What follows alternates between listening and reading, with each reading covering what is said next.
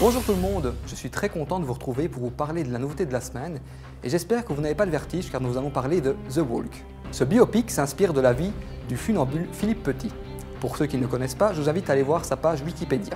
Il est plutôt célèbre pour avoir rejoint les 2 tours du World Trade Center, suspendu sur un fil au-dessus du vide.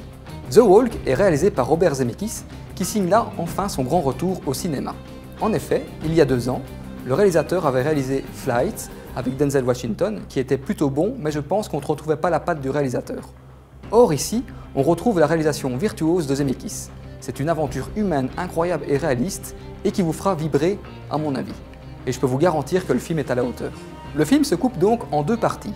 Nous avons une première partie qui sert d'introduction au personnage, la rencontre avec le funambule, mais surtout son premier amour. Il est vrai que cette première partie est un peu lente, mais je l'ai trouvée fortement intéressante. On y découvre la passion et le rêve de Philippe. Quant à la deuxième partie du film, elle nous montre toute son ampleur, en proposant des séquences incroyables et sidérantes à couper le souffle, et jamais le vertige n'avait été aussi réel à l'écran. Robert Zemeckis a donc choisi Joseph Gordon-Levitt pour jouer le personnage de Philippe Petit. C'est un acteur caméléon, il sait tout faire et il touche à tout. Je l'ai vraiment trouvé très attachant, j'ai beaucoup aimé l'évolution du personnage et surtout, j'ai particulièrement apprécié son accent français. Je vous le conseille de regarder en VO.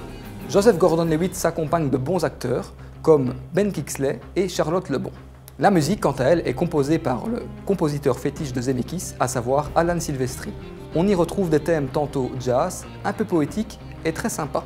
La séquence de fin est incroyable. Pendant les 20 dernières minutes du film, vous allez assister à quelque chose de nouveau au cinéma et je peux vous garantir que vous allez être accroché à votre siège.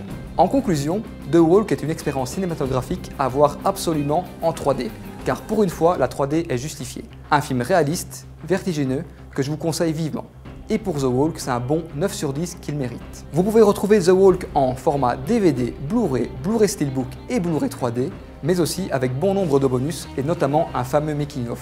En attendant, vous pouvez retrouver toutes mes chroniques ici sur le blog du Mediamarkt Braine-l'Alleud. Quant à moi, je vous laisse, j'ai une séance, à très bientôt. Salut!